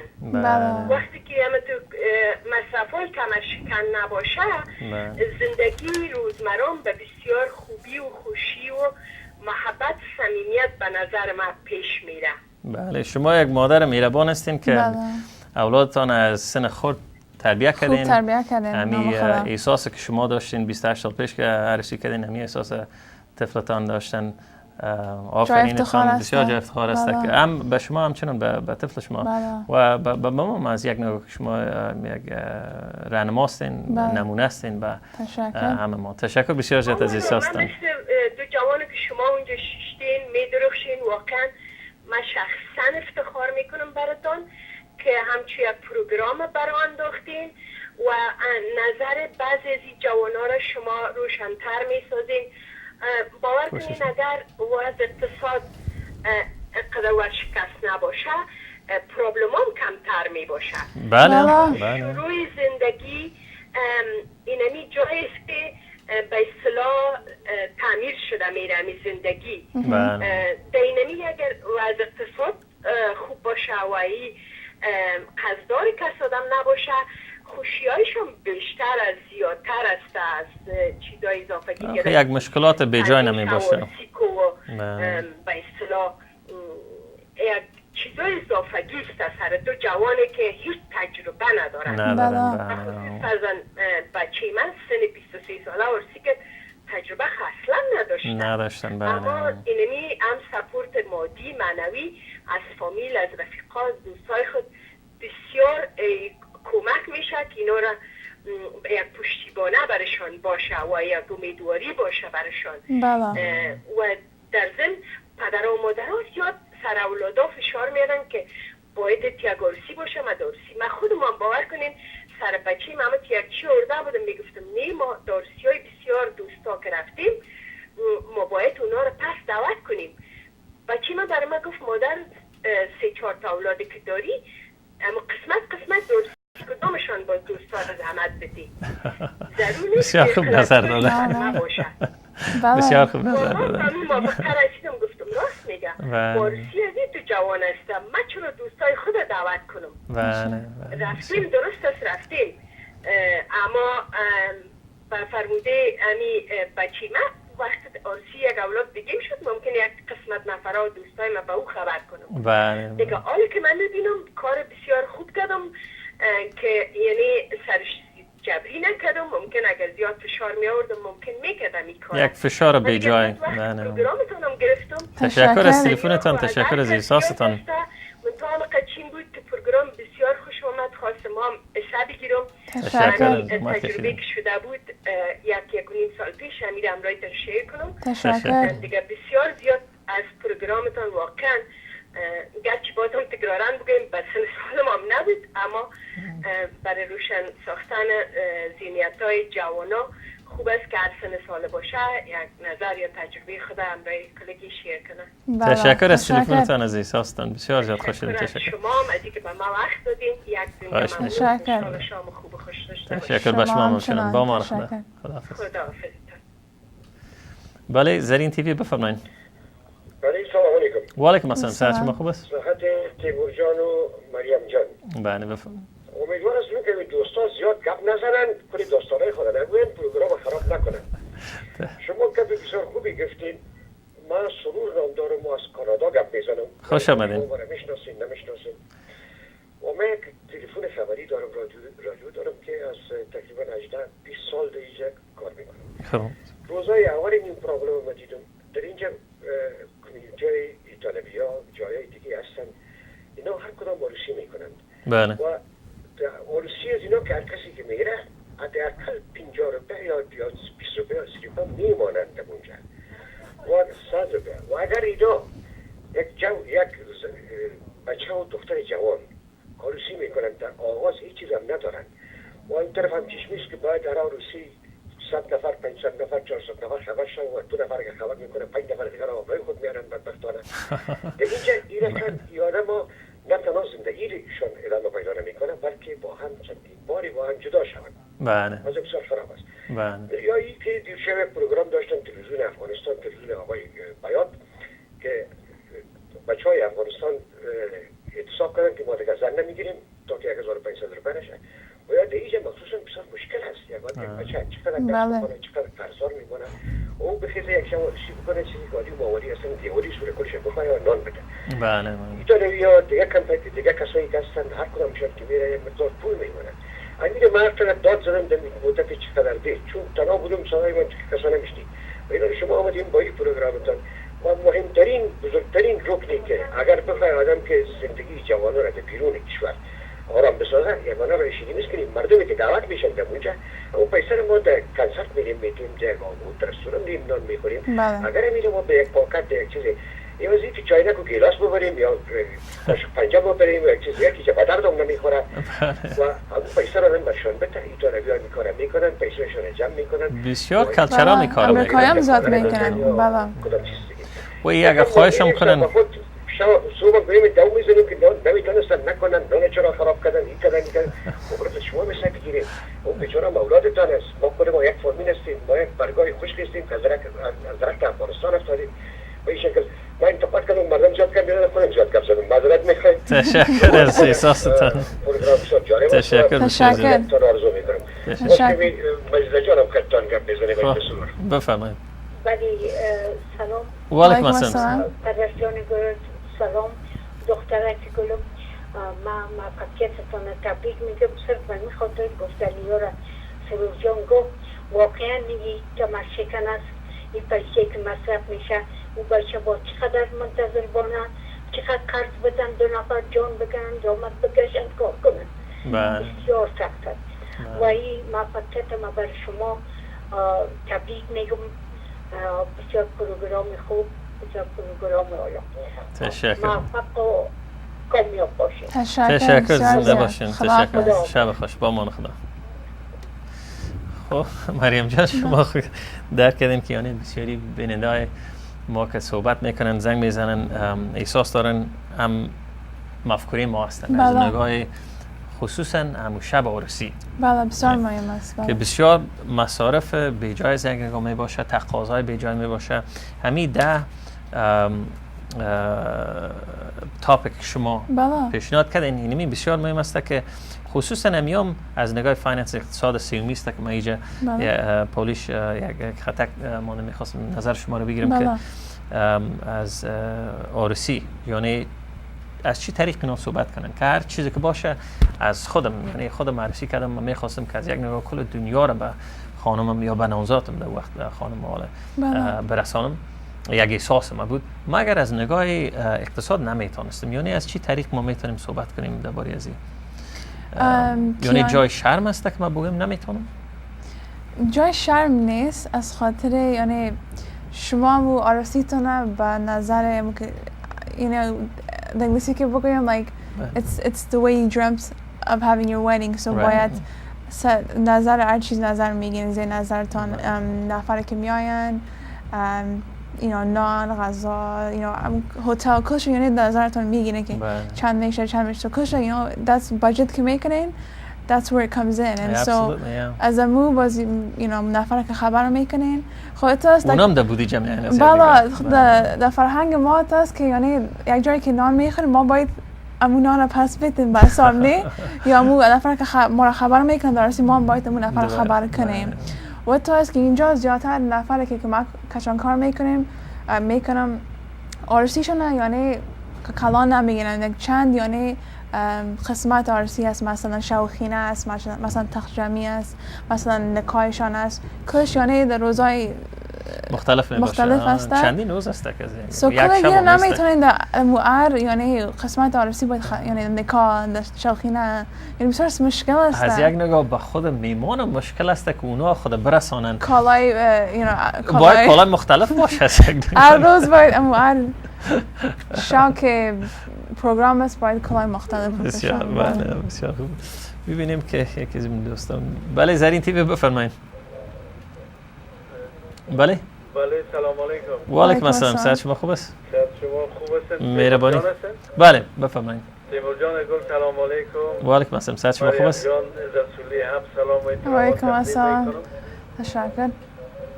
شما بسیار یک موضوع بسیار مهم حیاتی افغانا را صاحب امشب مطرح کردن و این موضوع را که شما مطرح کردن بسیار موضوع خوب است. ما افغان‌ها این معضلات داریم، این مشکلات داریم، نه تنها در عروسی، در ختمه و در مجالس فاتحه نیز مشکلات است. ما تا مثلا همین مسائل عروسی را که شما حال مطرح کردن در این کوشا باشین، این مجادله‌تان همیشه ادامه بدین. بله کوشش میکنیم پروگرام ختم نکنه. بله بسیار خوب نظر است. بله پروگرام سای پشت در پشت سری موضوع صحبت شود، حرف زده شود تا که ذهن نشین شود، تا که اجتماع ما به یک راه سوق داده شود. بله بسیار خوب نظر است. چرا به خاطر که اگر شما امروز یک چهار حرف میزنن یا 5 حرف دوستا میزنن بازی از فراموش میشه. ما این کار دوام بدیم. بله بسیار خوب نظر است. در پروگرام آینده یک گل براتون بسازن، یک هدف بسازن اگر میخوایم که اجتماع را اصلاح بسازن. بله. چرا جوانا بسیار کلانترین معضله است، بسیار مردم در این پروبلم دچار است. شما موضوع اقتصادی هم است، بسیار شما رشته تان است در اینمی را صاحب خدمت کنین، بسیار موفق می باشین، بسیار کار خوب هستی. تشکر بسیار زیاد از احساستان، از زحمت کشیدین زنگ زدین. با یک پروگرام اکتفا نکنین. نمیکنم. مردم فراموش میکنن میره باز پشت کار خود. راست میگین. مجادله کنین پشت تا که رفته اینمی تلویزیون از دیگه ما شما که در اینجا اصلاح نشیم در افغانستان خود نمیشه. اون بسیار وقت میگیره، باید در اینجا خود اصلاح کنیم. تشکر بسیار جدا. پروگرامتان بسیار مقبول است. برای شما شب خوش میخواهم. تشکر شما همچنان. و بسیار تشکر میکنم از این پروگرام مقبولتان. تشکر بسیار جدا. موفق باشین. خداحافظ. خداحافظ. خب لاینا پر است ببین. زرین تیوی بفرمایید. سلام برای شما آقای کامرانی و برای خانم رسولی هم سلام تقدیم میکنم. و علیکم السلام. You guys started on talking about 10 points, 10 topics. Yes. But it looks like you are concentrating only on the last one. I think so, the family. One which is, in my opinion, is not as important as the other 9. Right. And I think that before it gets to the wedding negotiations, the other 9 ones are most important. That's very true. My question is that who should do these negotiations? Do you think that the partners, the ones that they are going to be married, to do it themselves or their parents? Right. How do you suggest this should take place? This is one question. And the other question that I have is that the Afghan community, especially women, girls, have a problem that a lot of them finding for them a partner is very these are good, very good topics. Yes. They always want to get married with Afghans, or their parents want at least, or this is something that we have been told that this is what we should do. Right. Now it's time for you, young lady and gentlemen, to enlighten us a little bit about the fact that it's not necessary for an Afghan to marry an Afghan. That's very true. Because a lot of times I see some girls, they have reached an age that it is very, dangerous for them to get married because their first child may be abnormal because of the age. You know that there is the first child, there is a certain age that if you pass that age, then your first child may be abnormal. Yes. Right. And a lot of girls in our Afghan communities are in that danger. Yes. Right. And I think before we talk about these items, that is important. How you suggest to these young men and women so that they will find their partners, whether it's Afghan or a Muslim or a non-Muslim. Sure. What do you think about that? That is the most important than the wedding expenses. Yes. That would be my suggestion. And Great topics, great suggestions. Thank you so much. We're going to talk about that in just a minute here. Yeah. Let me take one more call here. بله زرین تیوی بفرمایید. بله سلام علیکم. و علیکم السلام. صحت شما خوب است؟ تیمور جان خوب هستید؟ مهربانی. مریم جان سلامای خدا برشان تقدیم میکنم. و علیکم السلام. و بسیار زیاد تشکر از این پروگرام خوب شما. من میخواستم که درباره از این آرسی افغانا گپ بزنم. یک چند لحظه اگر شما من اجازه بدید. چرا نمی‌فهمید؟ مثل که شما پیشتر گفتین که آرسی افغانا هستن چند شب و چند روز میشه. بله. یکی شب خینه است و شب آرسی و تقدیمی. این با وجودی که مصارف زیاد در بین خود از این فامیل داماد میشه و بسیار مصرف ریزی میشن و دیگر فامیل هم همچنان نقص میکنن، چرا که هر کدام فامیلی که هستن همین خانم‌ها شوهرای خود تقاضا میکنن که باید برشان شاپینگ کنن و لباس نو بخرن، چرا که میگه چند شود ما یک لباس نمیپوشم باید در من دیگر لباس بخری و این نیسته که مناسبات دیگر فامیل هم خراب میشه بسیار خرج میکنن، مناسبات دیگر فامیل هم خراب میشه و از فامیلای افغان خود خواهش میکنیم که همی چند روز پس کنن کلگیری در شب آرسی ختم کنن، همی شب خینه و آرسی را سقجمی و کلگیری در یک شب خلاصه کنن به خاطر که دیگه فامیلا هم از این خسته میشن از این پرابلم لباس خریدن و ایده پا برای از این که لباس خریدن خیلی دارن در شب خینه و شب آرسی شب دسترمی میشن 3 جور لباس و شاپینگ هم میکنن و بسیار پیسه گذار قیمتی لباس های بسیار قیمتی میخرن که همون فامیل هم میشه برشان و دیگه توفه بردن باز برشان میشه که کلگی بسیار سر فامیل های دیگه هم تاثیر زیاد میکنن و من خواهش من از افغانای مایی هسته که در یک شب اگر خلاصه کنن همون آرسی خدا بسیار خوب نظر است. یعنی از یک نگاه میماندارا یک احساس دارن که باش که همه دوستا بیان غذا بخورن، یک مراسم است، مگر عمق فکر نمیکنن از یک نگاه که یعنی امی احساس امی دلسوزی که اینا دارن یک مشکل میشه و میمونایشون. بسیار خوب نظر، تشکر بسیار زیاد. تشکر از شما، شب خوشبختان میخوایم. شما هم همچنان. تشکر. بله زرین تیوی بفرمایید. بله بفرمایید. زمان داشتیم تلفن خودم پاکتم بفرمایید. سلام برادر عزیزم. و علیکم السلام. صحت شما خوب است؟ ما یکی از افغانای شما مقیم نیویورک هستم.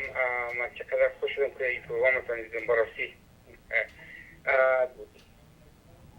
چند چیز گپ جواب است یا دو چیز بسیار مهم ما الان که گپ میزنیم در پیش ما سیستم خصوصیه که در افغانستان و اینجا آرسی فرق میکنه. بله بسیار. فرق مهم میشه باید ما افغانا باید بفهمیم که محیط افغانستان تمام افغانا بودن از الف تا یا تمام افغانا دیگه کسیم امی کمیونیتی های افغانی که هستن اولا از تعداد نشاندار رو ببینیم تعداد کم میباشه، اما به خاطر رقابت افغان با افغان اینا مجالس بزرگ برپا میکنن. اون چیز دیگه نیست. ما به نظر شخصی من این فقط competition است. Why a family spend $20,000 I can't spend $30,000. Right. Or B spend 30, why I can't spend 40. Right. معنی چیزی میشه که تمام فشار سر فرق نمیکنه. افغان است، دختران بچه‌ها افغان است، مشکل از در طرف میشه، مشکل اقتصادی سر بچه میه که باید قبول کنه تمام مخارج رسیده. بله. ولو که 10,000 باشه 20,000 باشه 30 و در شرایط کنونی امریکا در محیط امریکا و اروپا که زندگی میکنه کم از کم از 50-60 شاید زیادتر هم شود. بله بله. افغانی که میبینیم اینا یک مشکل بچه هست که از نگاه رویی نگاه اقتصادی سر نگاه رویش اثر میکنه. بله. You have to pay. You have to borrow money from bank to pay the expense. Right. And you have to spend more time to make that loan on time with interest at the bank. Unless the parents are well off to pay off and even then it may not be worth it. Yeah. اما نگاه این حال این مشکلات سر دخترم میشه به خاطر اینکه شوهر اگر در حالت درست باشه زندگی دختر بچه در حالت خطر واقع میشه و وقتی تا خطر تا زمان میشه که جدایی هم پیش میشه و تو ما میبینیم جدایی افغان در محیط امریکا زیادتر است. بسیار زیاد شده. در محیط افغانستان فرق میکرد به خاطر از اینکه قانون اسلامی امکانات برای بچه‌ها کم بود و برای دختران کم بود. پدرها و مادرها میگفتن باید بسازین هر مشکلی که نه سرش پای بانین باید بسازین، اما اینجا فرق میکنه. You're intelligent as a two couples actually. I mean, I'm sorry, two young men and women sitting in front of and TV. I can tell that you're both educated. You understand the consequence of separation. Yes. Oh yeah. It's not that one son. I have to sacrifice به خاطر زنم. یا دختر بگه که I will sacrifice because of my husband. That's not going to work. Yes. Especially our young generation will go through, they are educated, they are professional, they see around, they see the law, the regulation, and they say, well, I cannot take it. I cannot take pressure. I'm sorry, I got the marriage. It's not going to work. It's not going to work. Yes. But who's going to suffer? Well, right.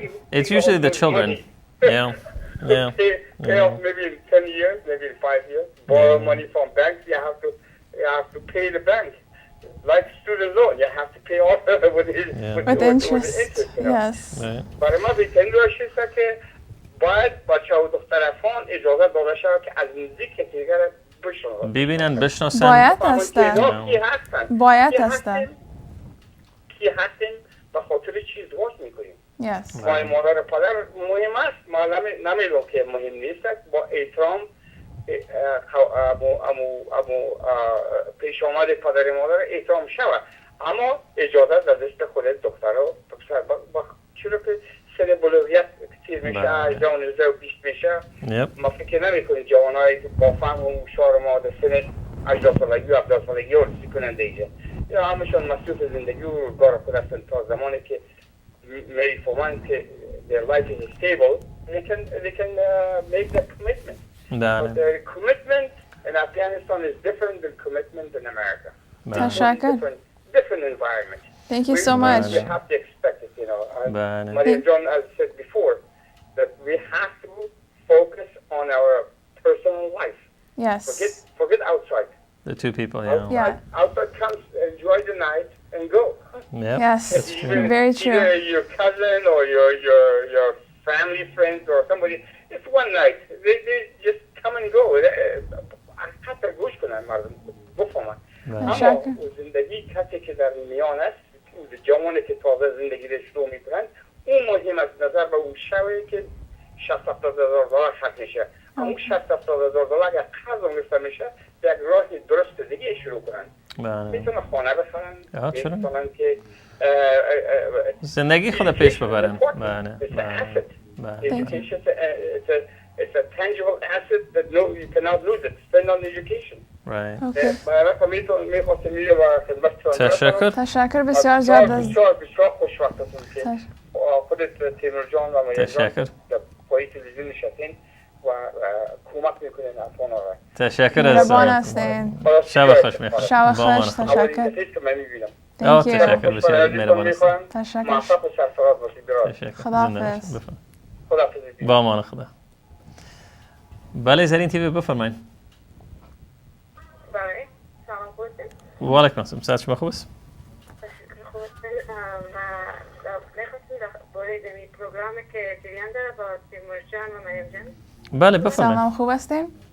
سلام شما خوب هستین؟ تشکر. ما یک با تمام چیزایی که شما سرشگرد دادین میخواستم یک سجشن دیگه هم بتون و که سرشگرد شود در این پروگرام و اوی است که در آرسی های ما افغان ها معمول نیست که برای کسایی که ما خبر میکنیم در اینجا یک کار توان میکنن عموما که کسایی که میخواید در آرسی بیاین همیشه اونا دوباره دمو یک کار توان میکنن به فامیل که اینقدر نفر خبر شده و اونا ریزرو میکنن که برای ما میایم یا نمیم. اما در مردم ما افغانا این اگر کم شرم میدانیم که اگر این بعد است اگر ما مردم خبر کنیم با زبان یک کارت باشه این فکر مردم فکر میکنه که ما بسیار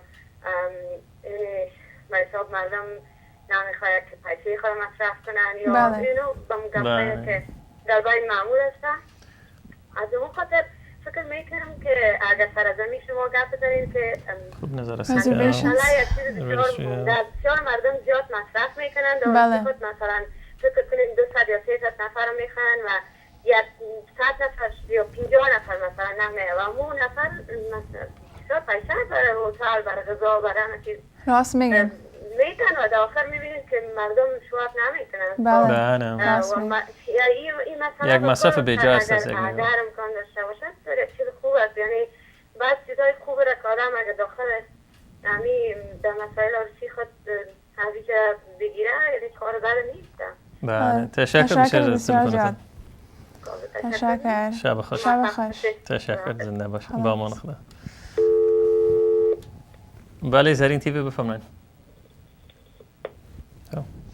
خب بسیار موضوعات دوستا زنگ زدین ما اینجا لیست گرفتیم ما میخواستیم صحبت کنیم مریم جان نظر شما رو بگیریم از یک نگاه خود درباره عروسی صحبت کردیم. یعنی عروسی یک روز است که روز تجلیل است بسیار مهم است که با کلچر ما با دوستای ما که یک روز است که باید باشه. پالیزی بیننده زنگ زدن خواهش کردن از همگی که یعنی از یک نگاه روز کوشش کنن که یک محفل مختصر باشه. بله این رو ما قبول کردیم. مگر پیش از که به این موضوع برسیم شما عرض کردین که یعنی 10 تاپیک که به ما آورده بودین. بله. از یک نگاه ما می‌خواستیم نظر شما رو ببینیم که before you even get here how do you meet یعنی چطور خب به افغانستان آشنایی میشد از طریق فامیل یا از طریق یک دوست در امریکا یک مویت دیگه است که از یک نگاه رول فامیل نسبت به افغانستان نیست که از اون نگاه چطور یک دو نفر یکی دیگه خود ملاقات کنن ببینن بشناسن. بله امی در انگلیسی میگیم marriage crisis within our Afghan and Muslim community. بسیار یعنی یک چیز است که بسیار مریضا که میاین پیش ما یعنی دالت دپرشن هستن، دالت یعنی تشویش از خاطر خانما میاین پیشم سنای 30-35 ساله تا بعد ازدواج نکردن. از خاطر یعنی برایشان مشکل است که پیدا کردن یعنی نفر خوب که با آرسی کردن. یعنی بسیار یک مشکل کلان شده یعنی it's a crisis in our community because Afghana Batamas, they can't find a good match or a good spouse, and that's why they are looking outside of the Afghan community. و افغان شکل مسلمان هستیم so باید یعنی زیادتر جوانا افغان نمیگیرن اینجا دیگه خاطر they can't find them. It's really hard. مشکلات از نگاه ایست که هم اینا امکاناتش نیست که یکی دیگه خود ببینن بله. و پلیس یگان تقاضای بیجا هم شاید باشه. بله. از یک نگاه مثلا اگر پسر باشه خان باشه یک تقاضای بلند داشته باشه اونا ببینن که نمیتونن از شرم شاید خودشان خود یک ذره دور از اون یعنی هم تربیت که شدن یعنی زیادتر مردا که پیش میاین گپ زدن که خانم نمیتونن از خاطر که مادر پدرشون میگن تربیت شده بودیم که باید سرخم باشین برین به کارتان. بله. دختران آزاد نتونن از نگاه اسلام یعنی احترامات خانم مگر اینجا در کشور کت مردا کار میکنین، کت خانما کار میکنین، کت خانما درس میخوانین، پالیتان میشینن. یعنی چه قسم آدم میشناسین که به گپ نمیشناسین. You have to be able to communicate. مهم است که یک راه پیدا شود از یک نگاه یک راه نه چندین راه باشه چندین راه هستن دوستا بین یکی دیگه خود از یک نگاه معرفی شون. بله سازمان‌های معرفی است یعنی فامیل خواه هستن. بله دوستا بسیار مهم است. دوستام خواه میشه او از خاطر شخص آدم میشناسن خوی آدم میشناسن یعنی دوستایتون خوب است که یک کس را یعنی رفر میکنن از یک نگاه از ما متبوت از یک نگاه از شما متبوت شما از یک دوستان شما راجع به خانمتان بله صحبت کردن. اوکی خانم برادرم من معرفی کرد همراه خانمم که فعلا خانم است که از یک نگاه پیش ما آمد از من پرسید گفت که خانم برادرم گفت که خب وقتت رسیده از یک نگاه مثل فقط وقت مرگ بار باشه گفت خب وقتم رسیده خداوند مرا میبره گفت نه وقت رسیده که باید ازدواج کنی یا رسی کنی اگر امکاناتش باشه من میخوام کمکت کنم. از اون نگاه گفتم خب بسیار خوب من امروزشون شوخی کردم گفتم خب یک لیست دادم گفتم بگی که نفر که میخوام باید مهربان باشه باید مقبول باشه باید باشه تحصیل داشته باشه چندین یک 5-6 چیز گفتم بسیار مهم است که این لیست داشته باشه. لیست با من مهم بود باید یعنی زیاد جوانان make a list of what you want in your spouse. You personality, education, everything. This top 10 could be like a list that you want. It was my top 10. I gave her, I think, 5 or 6 things. That's great. خب بعد از این تلفن ما گفتم خیلی دیگه از یک نگاه بار خوب شد که گوشم آرام شد امکان داره که تنفری پیدا نکنه. بله. اونم تنفر به من پیدا کرد از یک نگاه به مو تیپم به مو خاصیتم. مگر پیش از اینکه معرفی کردیم شیشتیم بین خود قبلا برای شما صحبت کردیم که در University of California Irvine یک روز counseling session بود از یک نوع از طرف Islamic Society of Southern California که چندین مسجد به اشتراک کرده بودن. یک روز مکمل بود از 8 صبح تا 5 دیگر ما شیشتیم چندین ملای مسجدهای منطقه ما آمدن نظریات خود دادن. اینم مثل که مریم جان به ما لیست این تاپ 10 تاپیک به ما آورد اونا مرز کردن که یعنی شما بین یکی خود که میشینین میبینین باید صحبت کنین تقاضای یکی دیگه خود ببینین علاقه یکی دیگه خود ببینین یعنی از آینده چی خواهش دارین یعنی چند اولاد میخواین چقدر رول فامیل داره یعنی در پوینت که شما آوردین اونا هم از یک نگاه تقاضا کردن. ما علاقه داشتیم که بین یکی دیگه خود بشینیم ببینیم بشناسیم بعد از او باز میتونستیم که یک استپ از یک نگاه بلندتر بریم. از این نگاه ما تشکری میکنم از مادر و پدر خود باید همیشه تشکر کنیم. پالی از خشوع و خشوعیم که اونا هم روشن فکر بودن ما را اجازه دادن گرچه که در این کانسلینگ سشن که رفتیم همراه خانم برادر خودم آورده بود خلاصه ما رفتیم اونجا مگر بازم از یک نگاه ما شیشتیم صحبت کردیم یعنی گپ دیگه اومد که کجا صحبت کردیم یک چیز است که یک مشکل دیگه است کجا آدم صحبت کنه در بین خانواده خانه در بیرون اجتماع یعنی به نظر من اجتماع صحیح است از خاطر مردم از چهار طرف تنها باید نباشین نگاه اسلام you know so you're in a public place you get to know your spouse you ask them all these questions it's like you're going into a job interview because that's what it is you have a job description of what you want in your partner you go to the interview and you can go by yourself or کس برین a third party مقصد اقلا امو راز دل خود از یک نگاه میتونی که نفر دیگه برسانی خود نیتتون پاک است میرین به نیت آرسی کردن بله یعنی بازی و چی نیست You're not going just to have fun. This is serious. This is serious business. بسیار خوب نظریات دیگه یکی از دوستا عرض کردن که اگر از یک نگاه کامپتیشن و یک چیز نباشه که عرشی ما از یک نگاه انتبوت از اون نفر باید باشه یا دیگه نفر ببینم بگم که خو اینا که خرج کردن و در یه هتل بودن من میخوام در هتل بلندتر و کلانتر باشه سر تپه اینا باشه به نظر من هیچ معنا نداره. عرشی یک روز خوشیست یک روز شادیست یک روز است که تاریخی می باشه همون دوستای کامدن همون نان میخورن همون دعا رو براتون میکنن و اونمو دوست هستند که چهار بغل می باشن که براتون کمکتون میکنن روزمره که اگر شما کمک کار داشته باشین به کدام مشکلات باشه. یکی از این دوستا اینجا عرض کردن که گفتن که از خانما که چیزی که من میبینم دمی کلچر ما خانما رو دخترها رو از یک نگاه فامیلا شلتر کردن نگاه کردن نزدیک خود و این خانم‌ها رفتن هر کدومشون تحصیل کردن باعث مثل خودت واره ماستری گرفتن یا دکتری که شما علاقه دارین میگیرین پالی از یگان متاسفانه جوانا بچه‌ها یگان شوخی کردن از یک نگاه دست تحصیلات خود پیش نبردن از اون نگاه یک کمک و تفاهم بین اینا پیدا میشه از نگاه level of education یا تحصیل که اگر یگان نفرها شاید فکر کنن که اگر من مرد هستم از یک نگاه خانمم دکتری داشته باشه یعنی من پیش از او کمم به نظر من دیگه به بیموناست دو نفر در دنیا آمدن به هیچ و همه تو پس میرن از این نگاه تا که هستن باید به خندان باشن و که دیگه خود احترام داشته باشن مگر از یک نگاه کمیونیکیشن اوپن آنست کمیونیکیشن که شما عرض کردین و یک چند جای دیگه که یک کسی که بینندگان که زنگ زد گفت که کجا این یک کسی رو پیدا کنین where can you find someone دیگه جای است your school مکتب در کدام organization ها که باشن like the Muslim Student Association or Afghan Club at school و زیادتر جوانان میرن از طریق آنلاین مثلا Facebook or halfourdeen.com which is a really good website. What is it? halfourdeen.com. halfourdeen.com. Because marriage is it completes half of your faith. It is half, yeah. It is half of it. So that's why the website, it's a really good one.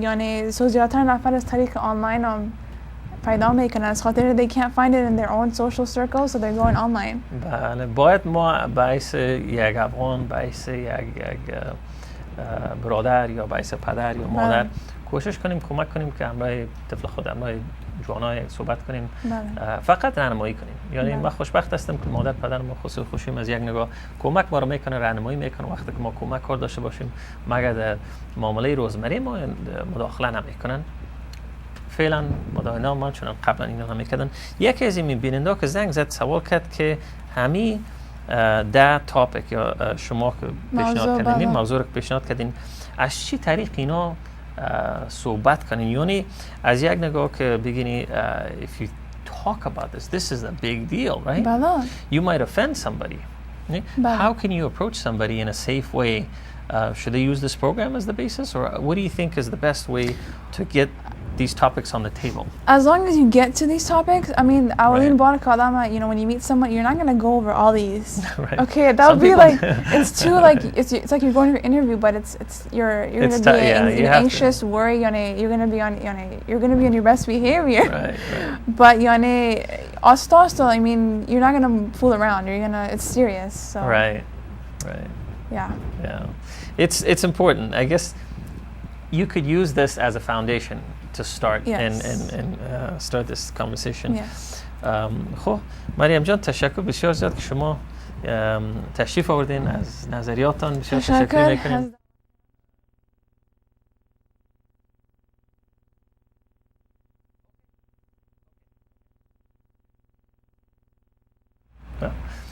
دوستایی که علاقه دارن میتونن که اونا با شما به تماس شون از طریق وبسایت، از طریق ایمیل و همچنان میتونم ما تماس شون، شما رو معرفی میکنیم، رنما میکنیم. دیگه تشکر میکنیم از وقتتان. برنامه ما اصلا 1 ساعت بود.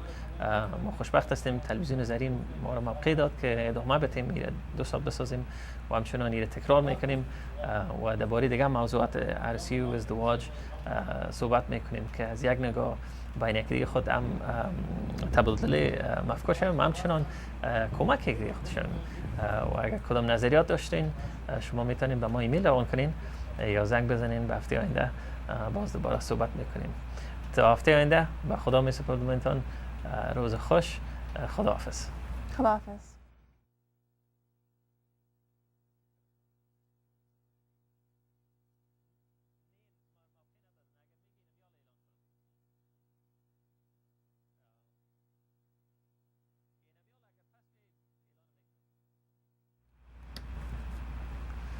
خب بینای عزیز، برنامه ما به عکس ختم رسید. دکتر زمان استنزی برنامه داره به 8 بجه. شما اگر وقت داشتین بسیار خوب یک برنامه فوق العاده است که مدین پیشتن تهیه کردن به شما تقدیم میکنیم از 8 تا ساعت 9 بجه. تا هفته آینده به خدا میسپارم. تشکر بسیار. روز خوش.